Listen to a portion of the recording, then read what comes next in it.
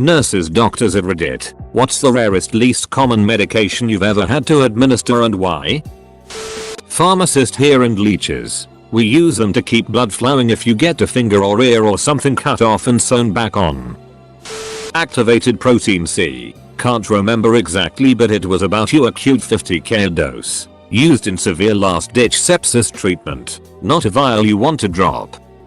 A poop fecal transplantation. At my first internship during nursing school, there was a patient with a bowel infection caused by Clostridium difficile. A few months before he got treated with broad-spectrum antibiotics for a pneumonia, which caused the infection. They tried other treatments to cure the infection, but nothing worked. Eventually, the patient got accepted in a clinic trial for a fecal transplant. One of his kids was the poop donor. After the transplantation, the infection actually cleared up.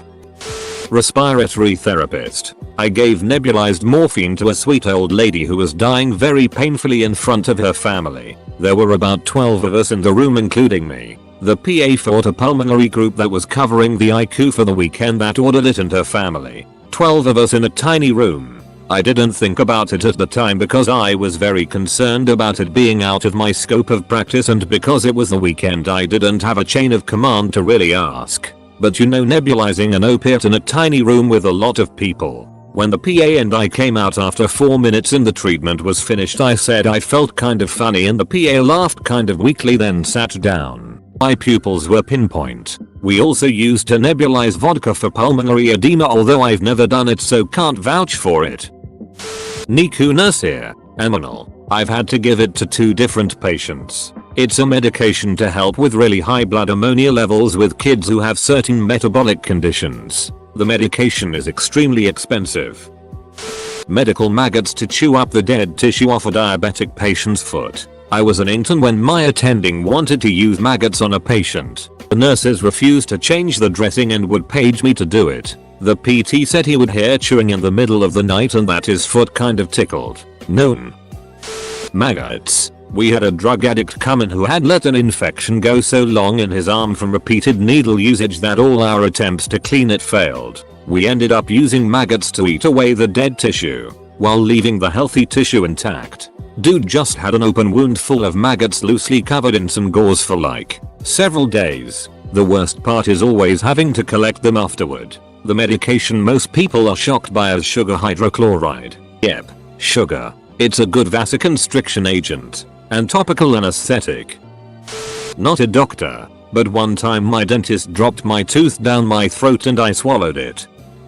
Sodium thiopental truth serum. In residency, someone had a conversion disorder in a movie theater. I know. Way back when it was a normal thing to do. The entire place cleared out after the movie. His buddies are talking and realize he's not getting up. He finally tells them he is paralyzed and can't move. Medics brought him in. He's laying in the gurney in the sitting position, like he's an astronaut. I walk in the room and think to myself, what the fuck? I go ahead and take his history, go back and present him to my attending. Attending asks me what I want to do. I'm at a serious loss here. I have no ducking clue other than wait him out. Nobody's core is that strong. He says we should give him thiopental. Of course I say let's do it. We go in with Justice and a nurse. He turns the lights off. The nurse pushes the meds. My attending proceeds to walk this guy down with confidence and empathy, like he's walking him through the worst LSD trip ever. Sure enough, my attending asks him to realize that his arm is attached to his chest, which is attached to his back, which connects to his neck, which connects to his brain. He tells the guy, now is the time to move your arm. The kid moves his ducking arm. Amazing. After a bit longer the kid is lying flat. Soon enough he's up and moving. Craziest hit I saw that year. Emergency medicine. Still not dull 10 years later. Edit. Done grammar mistakes. It was many years ago and I was working with end-stage cancer patients. This one woman, who began her treatment outside of the United States, was given a mixture of sugar, heroin, alcohol, morphine, phenothiazine and some other antiemetics. It was specially made into a liquid and imported from somewhere in Europe. I remember this med so vividly because it's not every day you give someone heroin. I think it was called something like Brompton cocktail, and the lengths that were gone to check out and administer a dose of that stuff. We're talking who's got the nuclear codes type of system. I have to admit though, it worked like magic. Synthetic blood. Melbourne, Australia. And I think it was a world first at the time. We had a trauma patient who required a blood transfusion. She couldn't accept blood products, however, due to her religious beliefs. So synthetic blood was shipped in from the US. Ended up saving her life. We hadn't heard of synthetic blood, so it was kinda bizarre. This was a few years ago, so I'm not sure if it's more widely used now, but I've not seen it since. Just a med student and not sure how rare it actually is, but I've seen arsenic trioxide prescribed once for a patient with acute promyelocytic leukemia. I think another arsenic compound is used to treat sleeping sickness, but that's about the only diseases it's used for these days. Once upon a time it was the best treatment we had for syphilis.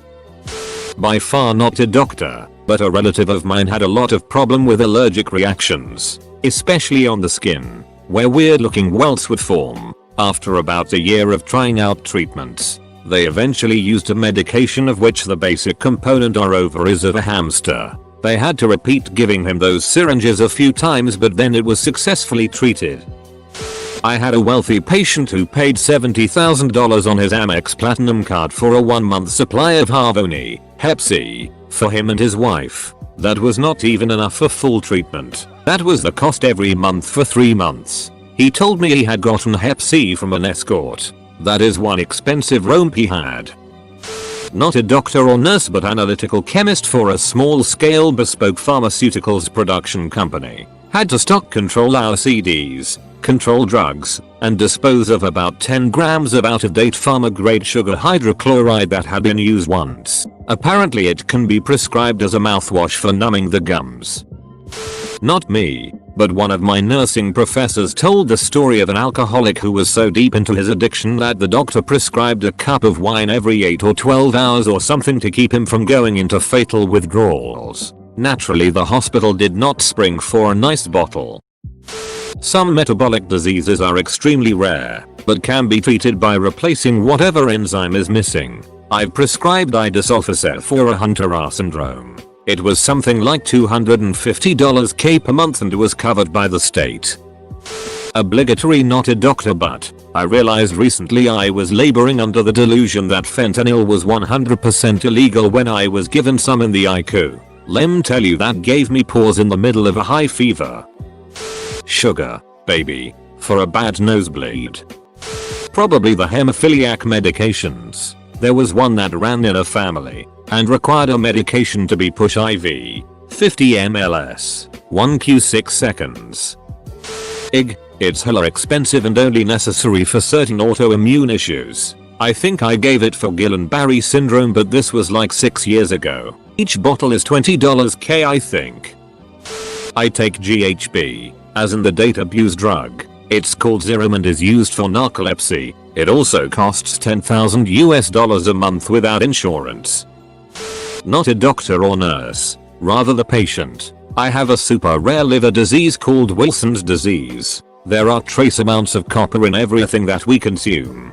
For most people it's bound to your urine and excreted the normal way. It was the mystery illness causing all the weird symptoms twice on the TV show House. Literally every single doctor I've come into contact with, except for my liver consultant, has remarked that they've never met a patient with Wilson's disease and that it is one of the diseases that they learn about in medical school because of the weird ways it can manifest. Not only that, but there are 2 different chelators, drugs that help to bind copper, which are used to treat patients with Wilson's disease. The more common of these 2, penicillamine, caused me to become immunosuppressed. My immune system basically shut down and I had to go into isolation. So, not only do I have a ridiculously rare liver condition, but I also get prescribed the less common drug that is used to treat it. It's called Trentine, and I have long lost count of the amount of times I have been asked how to spell it. Edit. This has been really nice to talk about. Thank you all for your interest and kind words.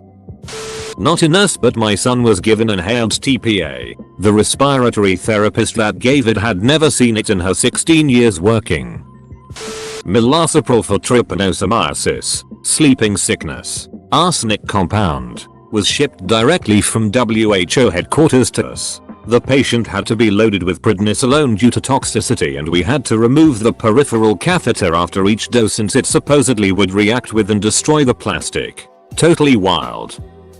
My co-worker had to use something called hyaluronidase recently. It's given subq when vancomycin infiltrates in a knife, meaning that it gets out of the vein and starts pooling in the local tissue. Vanco is toxic at higher levels and it kills the tissue. So when this happens, you have to give multiple small doses of this drug with a tiny needle into the surrounding tissue to break down the vanco and save the tissue.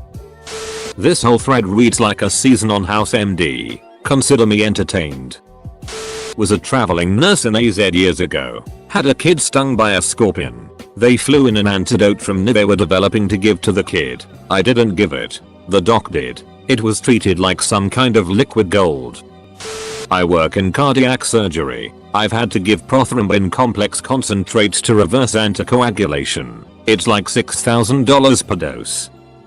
I've gotten to give rattlesnake antivenin 3 times. Basically, my former hospital would stabilize the body by giving the initial doses of antivenin in the ED, then send them to my unit. Then I would base the decision for additional doses on my assessment of any symptoms plus a call to poison control plus written protocol. It was interesting scary because after the protocol was initiated, it was up to my nursing judgment whether to give more antivenin or not, which is how any protocol works. But it was just weird following one with such an uncommon expensive $3 plus med.